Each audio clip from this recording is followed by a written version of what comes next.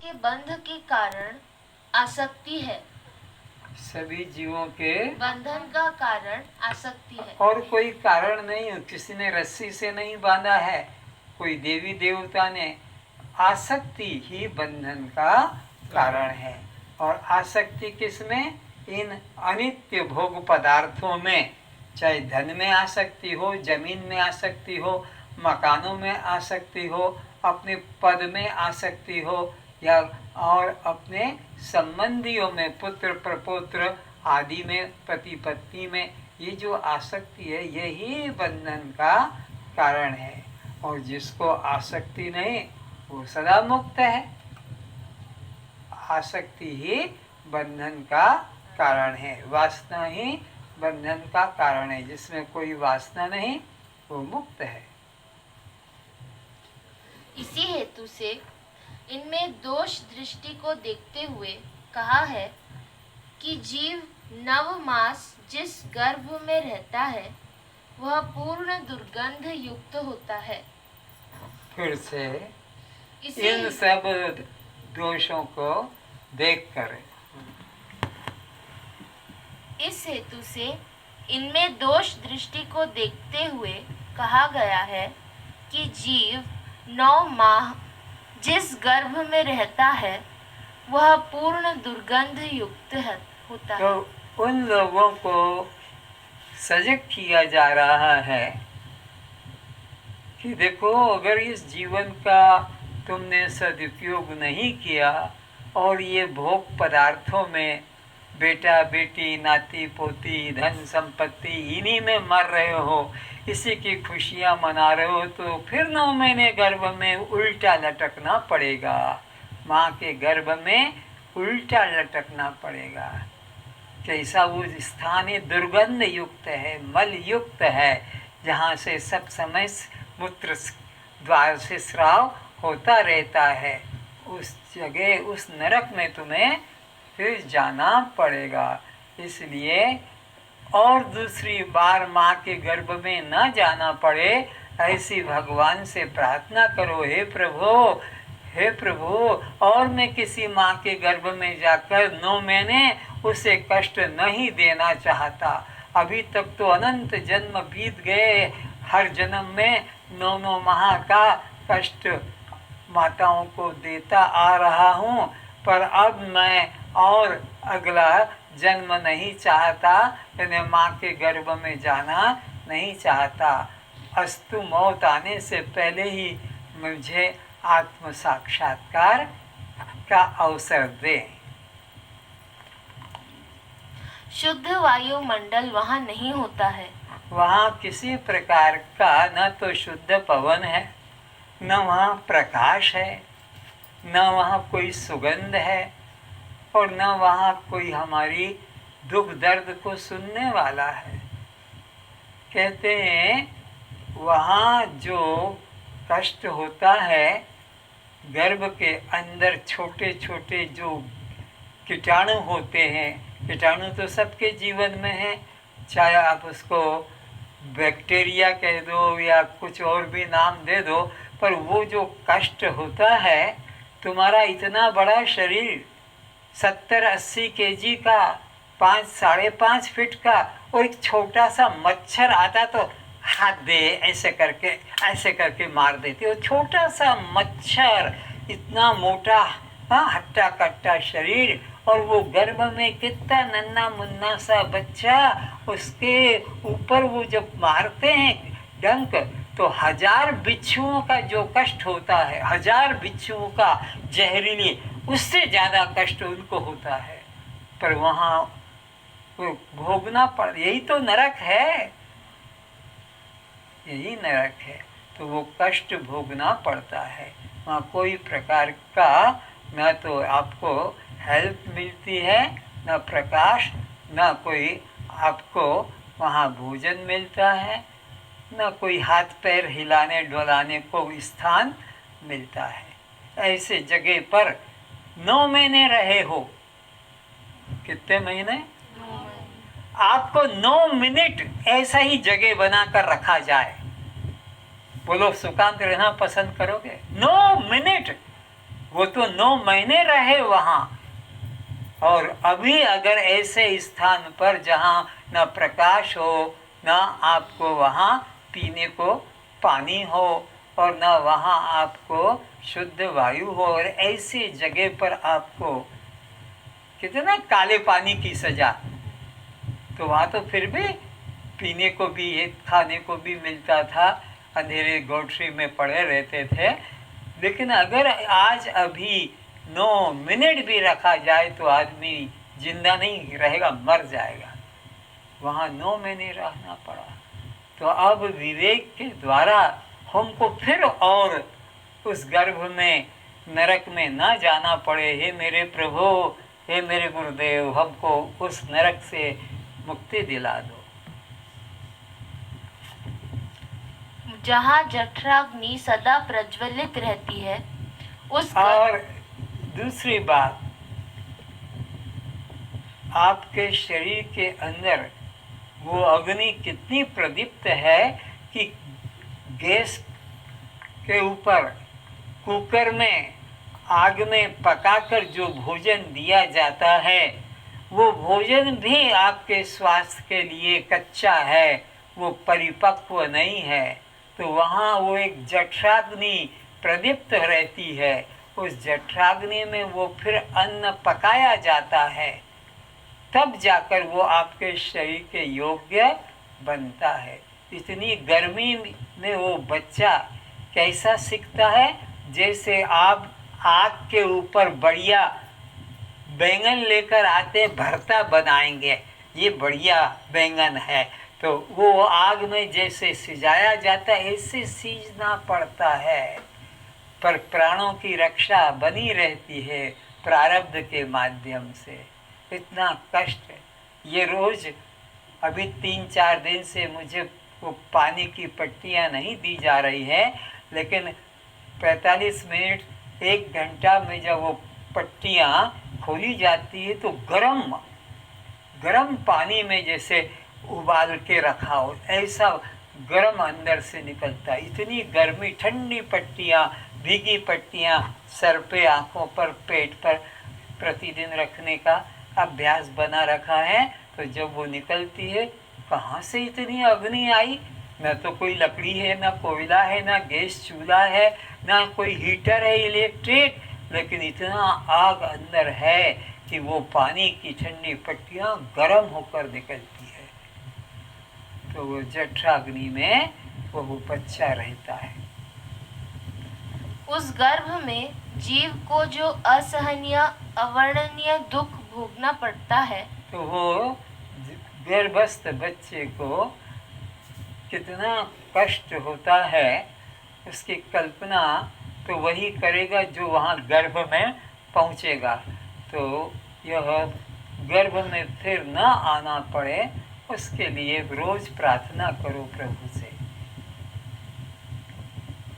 उसका वर्णन नहीं कर सकते, अकथनीय है, वह वाणी का विषय नहीं होता है।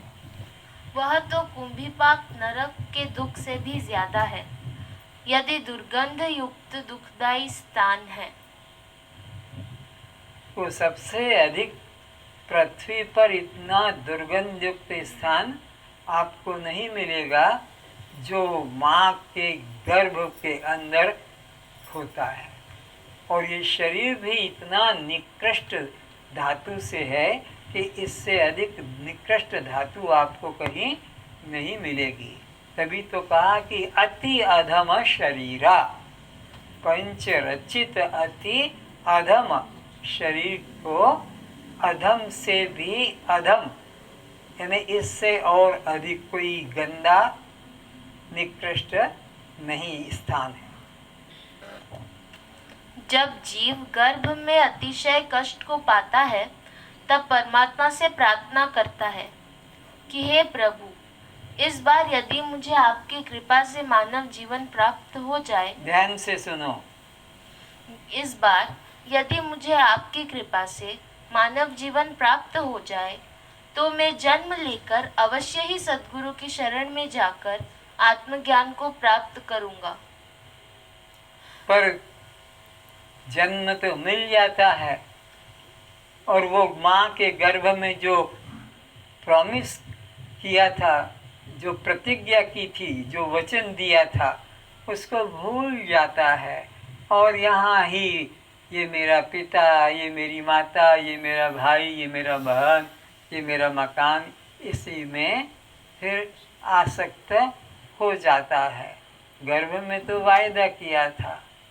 इसीलिए कहते हैं संत कि जब तू आया जगत में, जग हंसा तू रोए। घर वालों ने तो थालियां पीटी थी, बंदूकें छोड़ी थी, पटाखे छोड़े, ड्रम ढोल बजाए और पार्टियां दी, मिष्ठान बांटा। तब जब तुम पैदा हुए, हंसी खुशी। और तुम कैसे हुए? रोते रोते, क्वां क्वां क्वां, अतिशय कष्ट होता है। तो जब तू आया जगत में, जग हंसा तू रोए। अरे बेटा, अब ऐसे करने कर चलो, तू हंसे जग रोए, तू हंसे जग रोए। तेरी याद में क्या सुभाष था, क्या गांधी था, कि क्या इंदिरा थी, कि क्या शंकराचार्य थे, क्या मुक्तानंद थे, क्या मुक्त महर्षि थे। ऐसे उनकी याद में जगत रोता रहे। ओहो, वो कैसे आशुतोष महाराज थे, जिनके लिए आज भी लोग रो रहे हैं, लाखों करोड़ों लोग। उनके मृत शरीर को बचा कर रखा जा रहा आज अभी इसी समय तक, कि शायद फिर जग जाए। तो जब तू आया जगत में, जग हंसा तू रोए। अब ऐसे करने कर चलो, तू हंसे जग रोए। रो रहे हैं क्योंकि उन्होंने ऐसे अपने कर्म करके, ऐसे सिद्धांत का प्रतिपादन करके गए हैं, तो वो आज भी याद दिलाते हैं। तो इस जीवन का उपयोग करना है अधिक से अधिक, जिससे खुद भी सुखी और साथी भी सुखी, संपर्क में आने वाले भी सुखी हों। लेकिन हम तो खुद दुखी रहते हैं और हमारे संपर्क में जो आए, स्त्रियां, गाली देना, मारना, क्रोध करना, दुष्टता, दादागिरी दिखाना, क्योंकि पुरुष बन गए। अब अगले जन्म में जब ये स्त्रियां बनेंगी, पुरुष, और स्त्रियां पुरुष बनेगी और पुरुष स्त्रियां, ये नियम है प्रकृति का। जे परी बुनी वे, सही परी काटी वे। फिर याद आएगा, अभी तो मनुष्य बनकर अत्याचार कर लो, वे मजबूर होकर सहन करेंगी, कर रही हैं, लेकिन अंदर से तो श्राप दे रही हैं। अंदर से तुम्हें आशीर्वाद नहीं मिल रहा है। जिन जिन को तुम रुला रहे हो, सता रहे हो, गाली दे रहे हो, वो अंदर से तुम्हें श्राप दे रही है। ठीक है, ठीक है, कर ले जो तेरे हाथ में है। एक दिन मेरा भी मौका लगेगा, एक दिन मेरा भी मौका आएगा, तब मैं तुझे कर्मों का फल चखाऊंगी। इसलिए दया धर्म का मूल है, पाप मूल अभिमान। तुलसी दया न छोड़िए, जब लग घट में प्राण। जब तक तुम्हारे अंदर प्राण है, दया का, प्रेम का त्याग मत करना। यही तो वो दो आंखें हैं मनुष्य शरीर में, दया और प्रेम के। क्योंकि ये जिनको नहीं है वो पशु की तरह है। आश्चर्य है, यह जीव ईश्वर दया से मानव जीवन पाकर भी पुनः संसार के भोगों में आसक्त हो जाता है। तो ये मनुष्य फिर भोगों में आसक्त हो जाता है, जबकि भगवान से वचन किया था कि मुझे गर्भ से बाहर निकाल दो तो मैं केवल तुम्हारा ही भजन करूँगा और झूठा संसार में ममता आसक्ति नहीं करूँगा। लेकिन वो बात भूल जाता है और फिर उसी चक्र में पड़ जाता है। तो एक बार हाथ से जीवन गया तो 83 लाख और 20,000 वर्ष। अभी तो 1 वर्ष काटने में कितना लंबा लगता है, 1 महीना भी काटने में कितना लंबा लगता है, 1 सप्ताह भी करने में कितना लगता है कि ये कब सप्ताह पूरा होगा। ये शनिवार रविवार कितना दूर हो जाता है। अरे एक 24 घंटे कितना मुश्किल है। ऑफिस में जाते हैं तो कब 5 बजे और कब निकले, कब 5 बजे। और फिर ये तो 83 लाख और 20,000 वर्ष के बाद ये जीवन मिलता है। कितना लंबा कष्ट भोगना पड़ता है।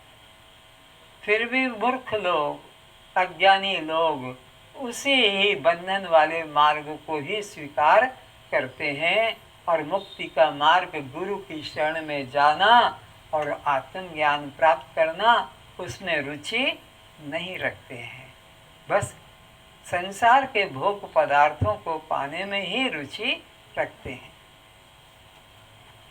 गर्भ के दुखों को भूल सकाम कर्म और जन्मता और मरता रहता है।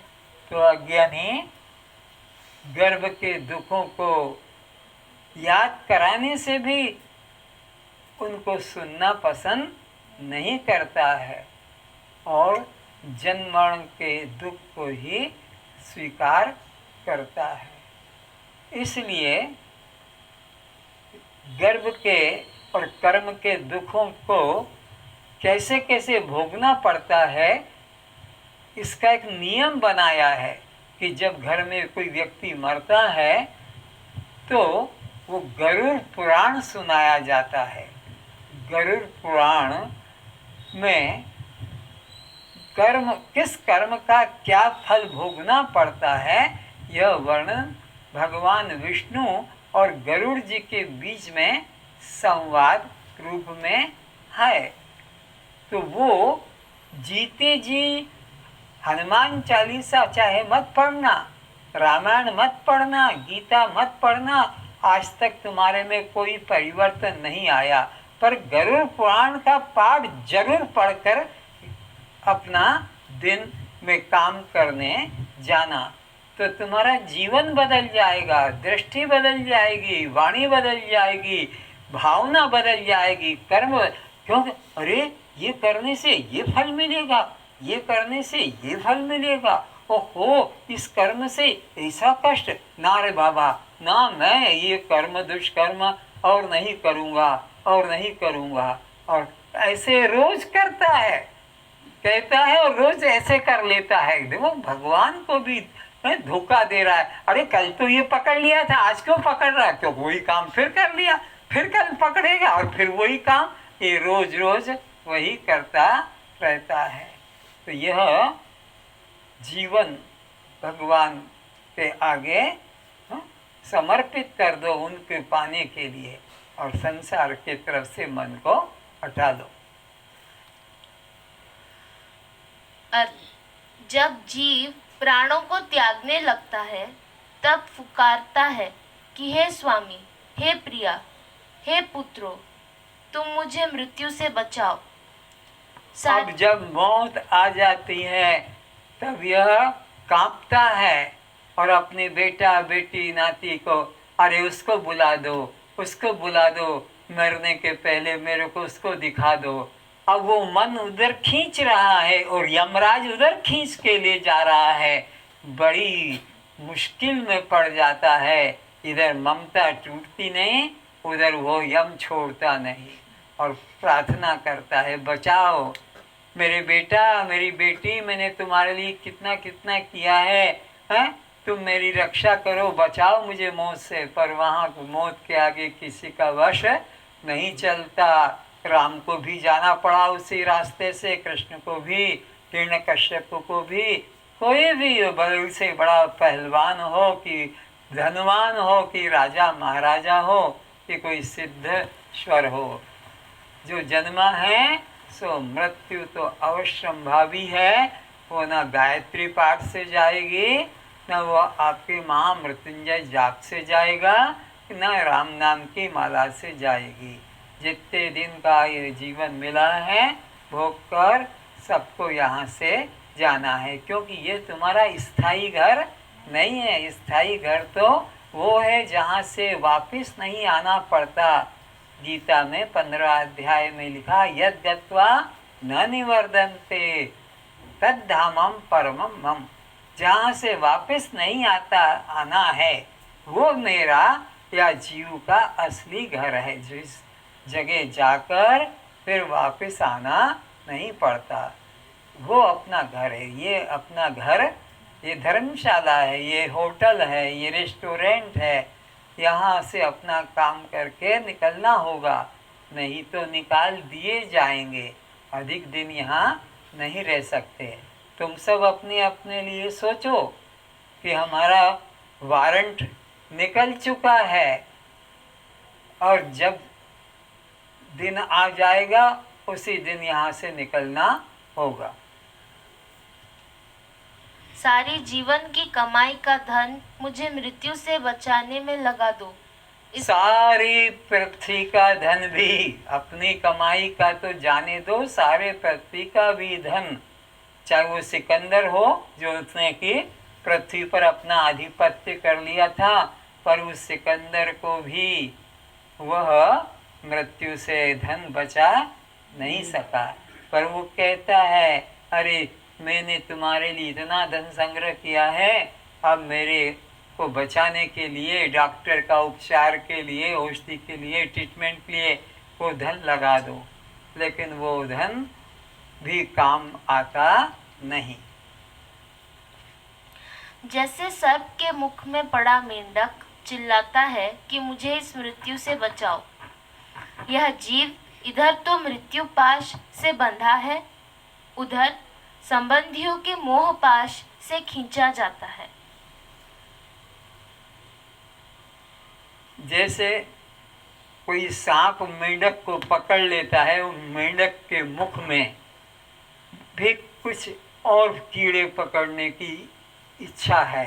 खुद तो मेंढक सांप के मुख में है, आधा अंदर आधा बाहर, और बाहर भी मेंढक मुख खोल के दूसरे जीव को पकड़ने में लगा है।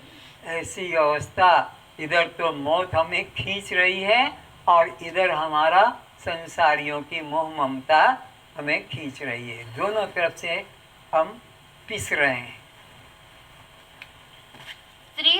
स्त्री पुरुषों के भोजन करने द्वारा सर्वप्रथम जो रस बनता है, रस से रक्त बनता है, रक्त से मांस। ये शरीर हमारा तुम्हारा कैसे बना है, उसका मूल आधार जो है धातु, उसका वर्णन अभी बता रहे हैं कि यह आपका हमारा शरीर जिस धातु से बना है, वो धातु कैसे तैयार होती है। स्त्री पुरुषों के भोजन द्वारा सर्वप्रथम जो रस बनता है, उस रस से रक्त, रक्त से मांस, मांस से मेद, मेद से स्नायु, स्नायु से अस्थि, अस्थि से मज्जा, मज्जा से पुरुष में शुक्र एवं स्त्री में रज उत्पन्न होता है। स्त्री के अंदर रज नाम से, पुरुषों में वीर्य नाम से। रज लाल रंग का और वह श्वेत रंग का होता है। और फिर स्त्री पुरुषों का जब संभोग संबंध होता है तो पुरुषों का वो वीर्य स्त्री के गर्भाशय में पहुंचकर और फिर वो 9 महीने अंदर रहकर और आपका हमारा शरीर का निर्माण होता है। पुरुषों में निर्मित वीर्य एवं स्त्री में निर्मित रज के संयोग से गर्भाशय में भ्रूण तैयार होता है। ऋतु समय उचित प्रकार गर्भाधान होकर शुक्र व रज के संयोग से संतान का शरीर बनता है। गर्भाधान होने के बाद गर्भस्थ संतान का पुरुष से संबंध नहीं रहता है। फिर स्त्री के भोजन के द्वारा निर्मित रस गर्भस्थ शिशु के नाभि मार्ग से स्त्री के नाड़ी द्वारा पहुंचकर उसकी तृप्ति व पुष्टि का कारण बनता है। किसान भूमि में बीज डालने का निमित्त बनता है, कभी भी जाकर दिन में कि रात में डाल देता है। एक एक बीज को सीधा सीधा नहीं बोता, डाला फिर वो अपने आप सीधा हो जाता है। फिर तो पृथ्वी माता उसका पोषण करती है। किसान तो बस एक ही दिन डाल दिया, फिर उसका काम खत्म, फिर वो पृथ्वी माता उसका सहयोग करती है और वो पौधा या वृक्ष या अन्न बनता है। तो ऐसे ही पुरुष तो निमित्त मात्र, एक दिन एक समय के लिए, कुछ क्षण के लिए स्त्री से संबंध जोड़ता है, अपना बीज वहाँ पर छोड़ता है, फिर तो वो माता ही उस बच्चे का पोषण पालन करती रहती है। फिर पुरुषों का कुछ वहाँ उपयोग नहीं, चाहे 5 साल 10 साल बाहर चला जाए कि पुरुष मर भी जाए, तब भी वो बच्चा तो गर्भ में तैयार हो जाता है। फिर पुरुष के सहयोग की जरूरत नहीं। फिर स्त्री के भोजन द्वारा निर्मित रस से गर्भस्थ शिशु के नाभि मार्ग से स्त्री के नाड़ी द्वारा पहुंचकर उसके तृप्ति व पुष्टि का कारण बनता है। तो फिर वो बच्चे का पोषण कैसे होता है? वो जो गर्भस्थ बच्चा है वो मुख से तो कुछ लेता नहीं है, पर वो जो माता है उसके रस का संबंध बच्चे की नाभि से जुड़ता है और वो फिर रस से बच्चे का पोषण होता है। तो माँ जिस तरह का आहार लेती है उस पर बच्चे पर भी वैसा ही प्रभाव पड़ता है। कई जीवात्मा ऐसी आती है कि उस समय अजीब अजीब स्वाद खाने की इच्छा होती है। कोई मिठाई पसंद करता है, तो कोई खट्टा पसंद करता है, तो कोई और भी प्रकार की चीज़ें, मांस मछली अंडा की रुचि जगती है, अलग अलग। इसने देखा है अपनी आँखों से कि ये जो गाँव में गेहूं के अंदर से कंकड़ निकाले जाते हैं, वो बोरा बोरा होलसेल की दुकानों पर मजदूर, तो वो एक डब्बे में वो मिट्टी को, कण को रख लेते हैं और फिर वो क्या होगा, जब बच्चा पेट में आता है तो उसको उठकर वो दिन में 2 बार 3 बार जब भी मौका है खाते हैं। वो स्वाद की बात। तो ऐसे ही संबलपुर के एक मकान में किराए में रहता था, उसके सामने एक मारवाड़ी का परिवार था। उसके 2 बच्चे थे, तो माँ बिस्तर पर सोई उठती थी करीब 6:30-7 बजे। बच्चे उठ जाते थे तो वो क्या करते थे, माठिया को तोड़ के टुकड़े करके और रहते थे, फिर माँ को उठते समय वो देते थे माठिया, क्योंकि मिट्टी तो मिल नहीं रही है गेहूं वाली। यहाँ उड़ीसा में तो गेहूं की वाली खेत की मिट्टी, काली मिट्टी वो नहीं, तो वो माठिया तोड़ तोड़ के वो स्वाद आता है। तो इसीलिए बच्चे भी देखा होगा मिट्टी खाना पसंद करते हैं, तो उनको मार मार के और हटाते हो, पर वो तो खाएंगे, क्योंकि तुमने भी तो जब वो पेट में था तो माटी खाई थी, तो वो बच्चों में भी वो संस्कार आ जाते हैं। श्रद्धा, तुम क्या खाती थी? पता नहीं। अच्छा, ठीक है। 9-10 महीने के मध्य में वह अपने पूर्व जन्म की स्मृति करता है। तब पूर्व जन्मों के किए शुभ अशुभ कर्म उसके समक्ष प्रकट हो जाते हैं। उस बच्चे के जब वो गर्भ में रहता है तो एक समय आता है कि माया या परमात्मा के द्वारा उसके पूर्व 1000 जन्मों का चित्र दिखाया जाता है, शूटिंग वीडियो। किस किस जन्म में क्या क्या तुमने किया, किसके साथ, किस किस जन्म में तुमने क्या क्या अच्छा बुरा किया किसके साथ, वो दिखाया जाता है। और अब गर्भ से बाहर निकलने की तैयारी होती है, तब यह प्रार्थना करता है कि हे प्रभु, और मैं ये सब पाप कर्म नहीं करूँगा, आप मुझे यहाँ से निकाल दीजिए। उस समय गर्भ में प्राणी अपने हजारों पिछले जन्म को देखता है कि मैं नाना योनियों में के गर्भ में रहकर जन्म लेकर कुतिया, सुअरनी, गधी, घोड़ी, बिल्ली, बाघनी, उल्टा, वैश्या नारी आदि योनियों के गर्भ में रहकर नाना स्तनों का पान किया व जल, फल, मल, पत्र, घास, रक्त, सड़े मांस का भोजन किया, अनेक बार जन्मा और कुत्ते की मौत शिकारियों द्वारा अथवा हिंसक पशु के द्वारा दुश्मनों, अग्नि, जल, जहर, प्रहार द्वारा काटा, मारा, जलाया, डुबाया, गला घोटा मारा गया। अपने कर्मों का इस तरह से वहाँ देखने को दृश्य मिलता है। इसलिए हर व्यक्ति को वर्तमान जीवन में सावधान होकर कर्म करना चाहिए, क्योंकि अपने कर्मों का ही फल जीव को भोगना पड़ता है। परमात्मा अपनी तरफ से किसी को न सुख देता है न दुख देता है। आज बस इतना ही। सर्वे भवन्तु सुखिनः, सर्वे सन्तु निरामयाः, सर्वे भद्राणि पश्यन्तु, मा कश्चित् दुःखभाग् भवेत्। सब सुखी रहें, सब निरोग रहें, सभी रूपों में हम अपने को देखें। इसलिए मन वचन कर्म से किसी भी जीव को कष्ट न पहुँचाएं, वैरभाव न रखें। यदि वैरभाव है तो